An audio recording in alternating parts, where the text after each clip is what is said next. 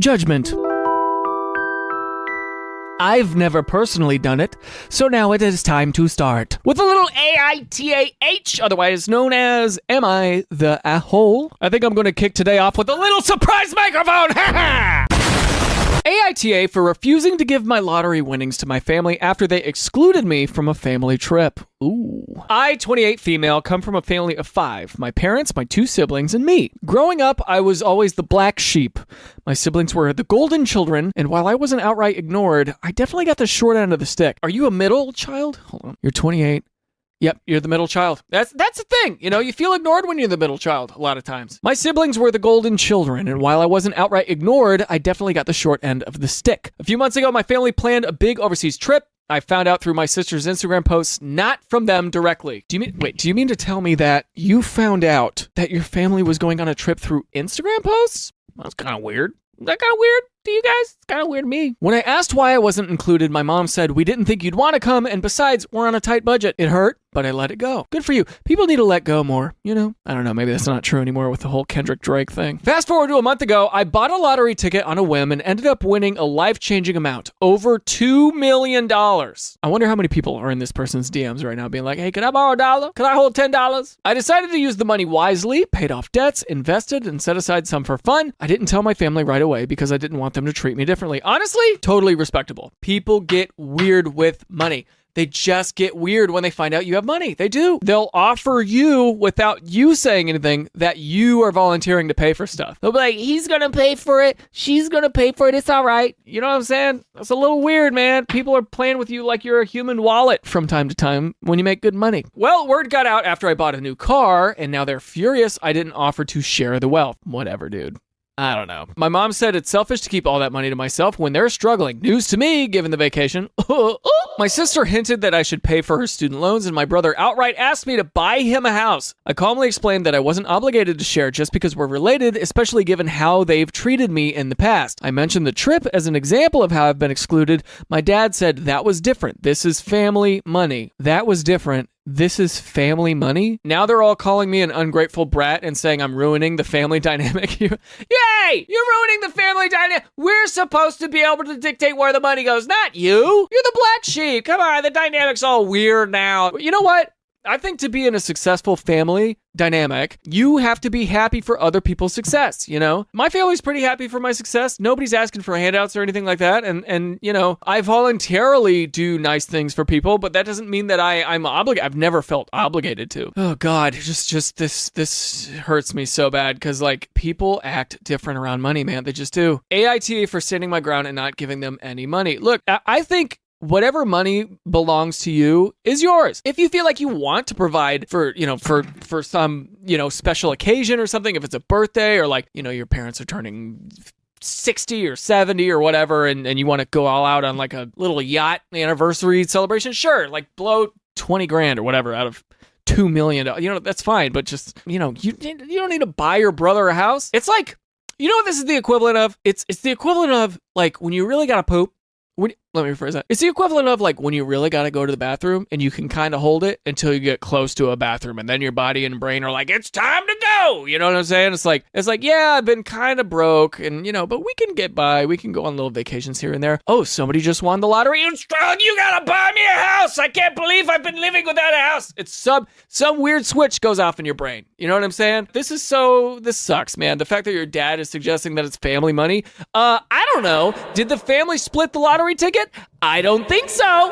Now, if I won $2 million in a lottery, I would be like, all right, I'm going to give you each 10 grand, 20 grand, whatever, because after taxes, it's going to be a completely different amount, right? What I would do is I would just cut a check one time to everybody in my family and say, this is all you're getting. Don't ask me for anything else. And it's not, I'm not trying to sound like bitter or like ungrateful or anything. Like, you want to be able to continually, you gotta put your own oxygen mask on before you can help other people. You know what I mean? That's kind of what I'm getting at here. I don't know. I could be totally wrong in this. I'm curious what people are going to say. Let's see. Not the asshole. This is not family money. It is your money. I'd suggest cutting them off. They'll probably just keep harassing you for money.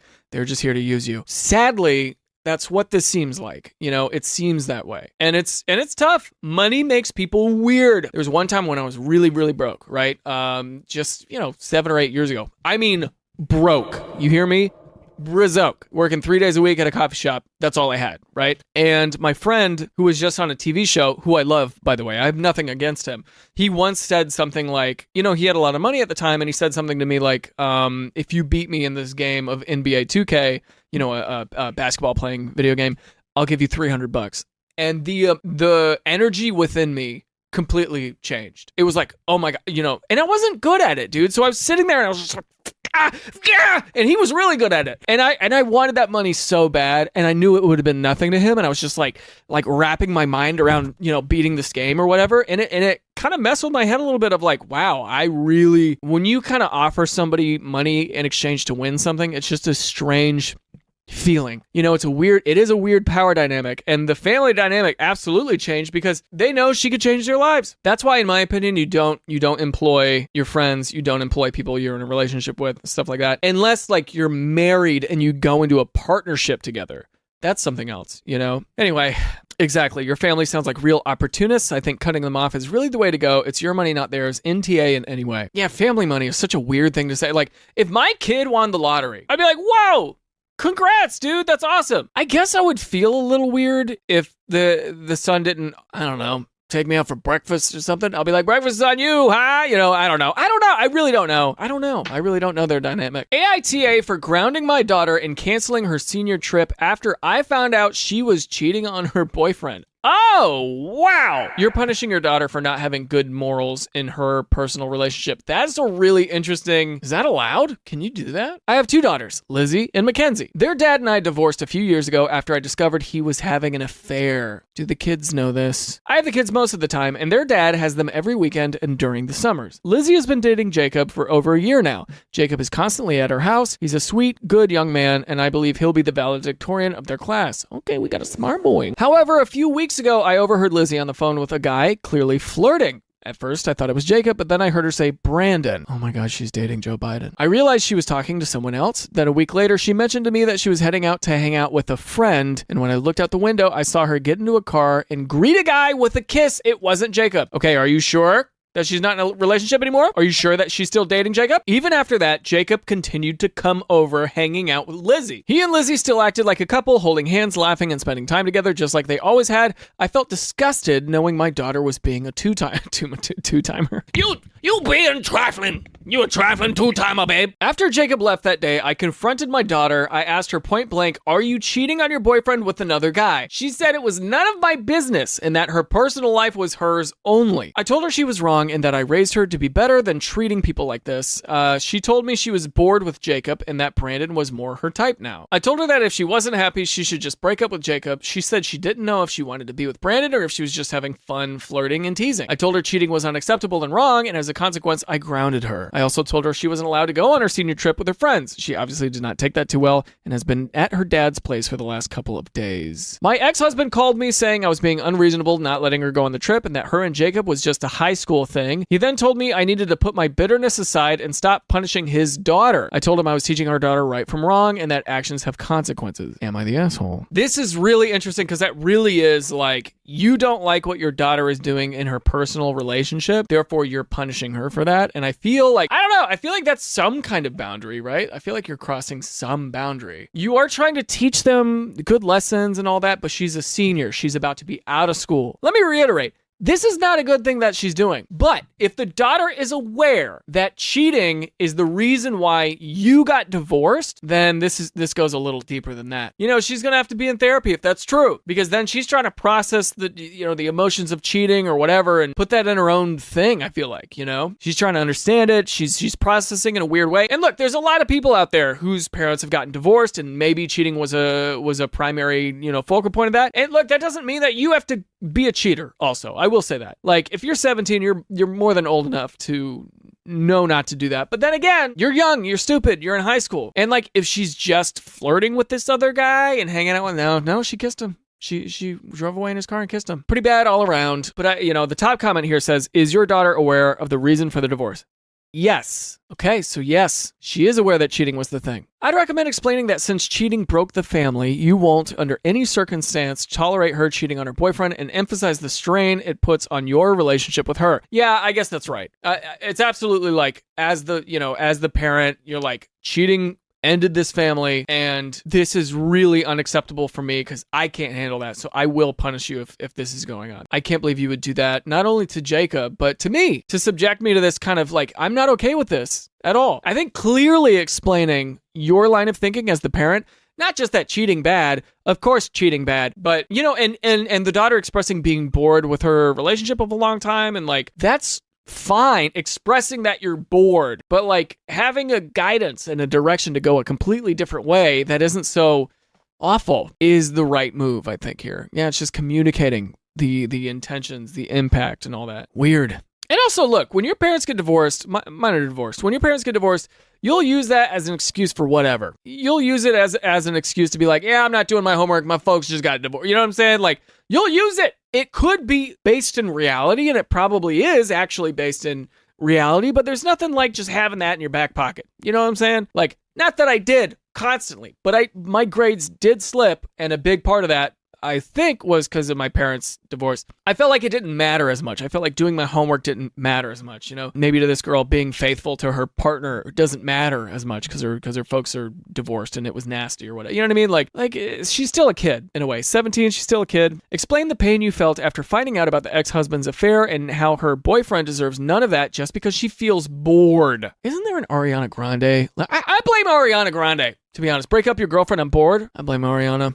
She must be a fan of Ariana. You could also say that she's entitled to her own decisions, but her cheating severely disappoints and hurts you. I feel like you do want your kids to have autonomy in a way in their own relationships, and that they should be able to learn from their mistakes, you know? But I don't know. Is it good parenting to let your kid cheat? It's not like she's going out and tailing on her daughter to Jacob. It's not like she's doing that. It's more she's just punishing her daughter and being like, you're grounded. You're not going on your senior trip. Make her think about whether the momentary excitement is really worth the cost. This should work better than punishment, at least in the long run. Clear communication. This hurts my feelings. I am your mother. I was cheated on. I can't believe you're doing this. This is very... I am so disappointed that you're repeating this horrible behavior that ended our family dynamic, you know? Maybe what I think is the mom should win the lottery and kick the daughter out of the will. Thoughts on that? Thoughts on that, people? Her wording was interesting. I almost feel like she asked her dad why he cheated on her mom, and that was his response.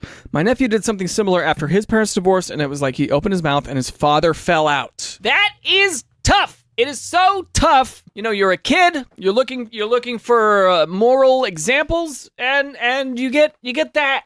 It's tough. It is sad. It is sad, and it is tough. It is toughly sad.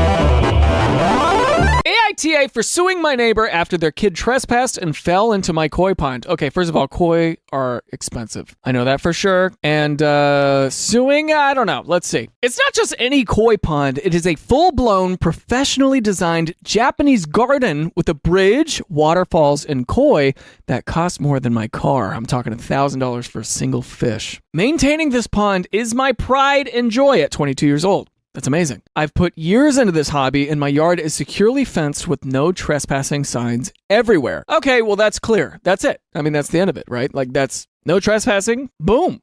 You know, that's it. If that's clear, if it's clear it's your pride and joy, then yeah, other people have to be careful about that. Period. Point blank, right? Enter my neighbor, Karen. Fake name, but fitting. Karen has a son. Let's call him Timmy. 8 years old. Who is notorious for wandering into other people's yards uninvited. What do you mean he's notorious for that? Little rampaging Timmy has a reputation of getting up to things? Is that what you're trying to tell me right now, dude? I've talked to Karen multiple times about this, but she just brushes it off with kids will be kids. Last week, while I was out running errands, I got a frantic call from Karen. Apparently, Timmy climbed over my fence to feed the fish, even though I've explicitly told him to stay out. In doing so, he slipped, fell into the pond and destroyed part of my carefully maintained ecosystem.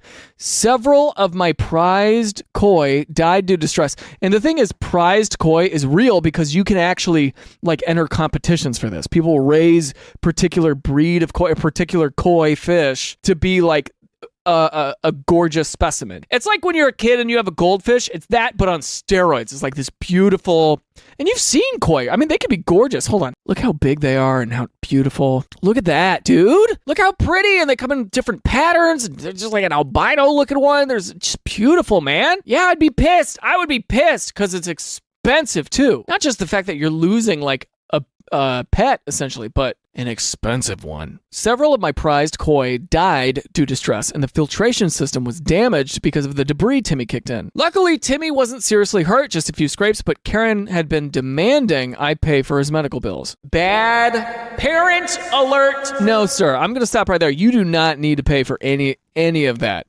expenses. So you know what? If she's demanding that you pay for his medical bills, yeah, countersue.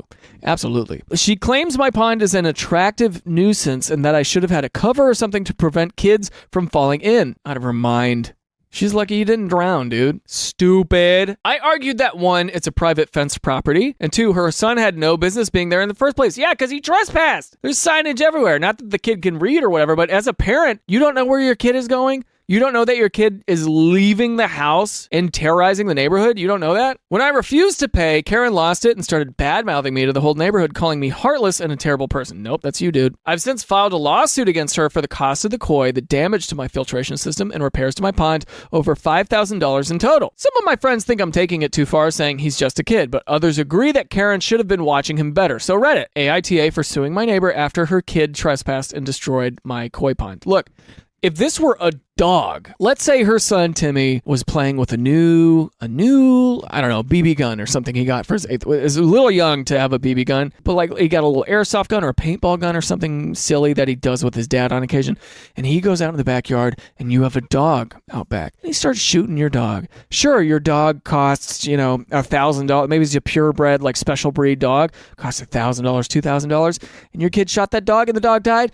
Would anybody care then? Would it feel different? It'd probably feel a little different, wouldn't it? Yes, dogs and koi, completely different species, completely different animal, but you get what I'm going for, right? It is an animal. It is a living, breathing animal that you love, you take care of. I don't know, maybe koi do have that feeling of like, oh, that's my, it's feeding time. Oh, that's my friend feeds me. You know what I mean? Like that koi could have had a soul, could have had a spirit, and it's gone now because of this kid, because of this kid, sorry. And this woman's bad parenting and a filtration system. And you're young too. You're 22 years old. You're young. And I think maybe she's thinking that because you're young, you're not smart enough to be able to stand up for yourself. And by the way, doing this at 22 years old is pretty cool. I didn't know, and by the way, people in other countries, this is a very American thing, right? To sue over stuff like this. But if she's demanding he pay the medical bills, which should be nothing, right? If it's just a few scrapes, she is swimming in a whole bucket of stupid. She's in her own little stupid pond, and she's the prize fish. If I was able to maintain and upkeep a koi pond, I would totally do that, but I don't have the time. I don't have the time or patience, but it would be beautiful. It would definitely be something I'd be proud of. Any new person would come over to my house and be like, you want to see my koi pond? Like, of course. That's so cool. That's like living art, something that you can feed and love and give a name to and all that stuff. That's so cool. I think you're totally entitled to whatever you want to do. Obviously, she's in the wrong here, but let's see what people say. NTA, mom needs to supervise her son better. Yep, short, sweet, to the point. Poor fish has died of shock. Why would anyone think it's okay or not a big deal? And the kid could have died too if it was a pool or something. She doesn't want to take care of the kid. She doesn't want to control him or anything. When will she stop? She is right. He is just a kid, but she is not. Yeah, this grammar sucks. The issue is not the kid. It is the mother. Saying he is just a kid, it's a deflection of her responsibility. Absolutely, 100%. It's not the kid's fault. It's the mother's fault. 1,000%, dude. And look, I get it. Being a mother, you're overwhelmed, you're tired, you got stuff you got to do, but this is kind of the bare minimum. Before you decide to have a child, when you decide that, you're kind of having a contract with the society being like, I think that this person being on Earth is better than if it weren't on Earth. And I, as the parent, it is my responsibility to make sure that that is what's happening. You're signing a contract with your neighborhood, with your society that, hey, you know what? I'm going to bring something here that'll be kind of good. This kid is going to grow up and be a contributing member to society. That's what you want. when you bring a kid into the world. And a great way to ensure that's happening is if you just supervise them a little bit. Sue her. Maybe she will become a better parent not to have to pay for others' future messes.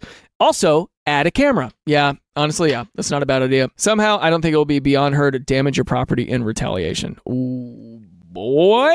If anyone says anything to you again, tell them you are doing it for the kid because his mom needs to change and to try and to prevent more pointless deaths. What would you do if it were a dog and it was maybe it was a puppy and the kid like landed on, you know what I'm saying? Not to be cruel here, but I mean, get rid of the coy part of it. God, what a stupid mom. Oh my God. AITA for refusing to hang out with my friends because I always end up paying. That one hit me in the soul. That one hit me in the soul. As somebody who pays a lot of the time, it's one of those things where you do it every once in a while to feel good, and then after a while, it's like, oh, I feel like it's implied that I do it now. You know what I mean? And that's on me. That's really on me. But I don't know what it's like on this guy. Let's see. So here's the deal. I, 28 male, live on my own and manage my bills responsibly, but money's been tight lately. Okay, so no, you should not be paying. Just have the conversation. That's what I think. Let me keep reading. My friends, let's call them Sarah, Mins, and Jake. Why would you call somebody Mins? This must be their names, because that's a weird nickname. Have been asking me to hang out frequently, and I used to go along because, hey, it's fun to unwind with your crew, right? But here's where the issue comes in. Whenever we go out, whether it's dinner, drinks, or something casual, it seems like I'm always the one footing the bill. How? Do you go, I'll get it, and now it's a habit? Because that happens to me sometimes, and then people stop fighting you on it. Maybe this is what I would do. To break this habit, I'd be like, I'll get it, but can you guys Venmo me like $20? Done! Or just be like, is it cool if we split it this time? I'm running low. That's it. Or just, is it cool if we split it this time? I don't want to be a bank account, I don't mind chipping in or covering for someone occasionally, but this has become a pattern. They either forget their wallets, claim they'll Venmo me later, spoiler, they never do, or outright assume I'll take care of it. These don't sound like friends. The last straw was a few weeks ago when we went out for dinner. They invited me, either knowing or not caring that I've been stretched thin financially. We hit up this nice place and they ordered appetizers, drinks, and desserts like it was their last meal. When the bill came, everyone just sat there awkwardly staring at it. Guess who had to step in? I paid because I didn't want to cause a scene, but I felt pretty resentful afterwards. When I gently brought it up later, they brushed it off saying it's no big deal or that I'm better off financially. Not true. Fast forward to now. They've been asking me to hang out again and I've been declining. I don't want to keep paying for everything or feel like the bank of the group. I tried explaining how I feel, but they accuse me of being stingy or not wanting to spend time with them. Am I the asshole for saying no and prioritizing my financial boundaries, even if it means distancing myself from them? No. This is something that should have been brought up earlier though, and this has to be communicated effectively like, hey, somebody else put their card in because I'm not doing it this time. Who wants to pay me back for last time? Whatever. You know what? Friends sometimes can be kind of dicks to each other. And you're allowed to, in this circumstance, be a dick for yourself or just stand up for yourself. It feels like you're being a dick because you're not used to standing up for yourself, but do that. Break the ice, dude. Break the mold. You know what I'm saying? Like, you're able to go, hey, you know what? Venmo me right now and I'll put the card down. Now, you just got to be more assertive. There's better friends out there too. Either way, yes, they're using you. Yes, they're using you. Yes, they're using you. This isn't something where you're continually like, no, it's okay. No, shush, stop. I got it. You're not doing that. There's a habit and you have to break it. And if they don't understand that, then they're not your friends. They're absolutely treating you like a bank. Why would you want to hang out with them anymore? The end. The end. If they can't hang with you, poor or broke or whatever, ain't your friends. Let's see what the comments say. Obviously, I'm right. Tell them you will hang out with them when they reimburse you and send them a bill. These people are not your friends. They are users. You worked hard to get where you are. You deserve better. Find new friends. Yeah. Not the asshole. Next time they hang out, just say, hey, money's tight right now and I can't afford to go out unless someone is willing to cover me or we do something free. If they agree and pay, they are friends. I agree with that. Maybe it's just a nasty habit they picked up. Maybe there's a chance. There's a way to save this, And maybe not all of them are like that. Maybe one of them is like that. If they agree and pay, they are friends. If not, wash your hands of them. They are just mooches. This person says this is the best answer since Op doesn't necessarily want to explode the relationship. Yeah, I mean, there's a way to do this. It was really on you to effectively communicate how you are feeling and that you need to be an adult about this. And just if they're not mature enough to handle that, then they're a little bit of bye-bye. You know what I'm saying? This is a little bit of a bye-bye situation. That's what I would say. It's no bueno. Es no bien. I don't know. There's a way out, is what I'm saying. It's a people pleaser situation. You're a people pleaser. I know that because I'm a people pleaser. There is a way to fix this. You just got to communicate it effectively, and you have to start practicing not doing it. You just have to practice splitting the bill. No bueno. That is a habit you got to break. You got to bust that wide open. I don't think that means what I think it means. Outro.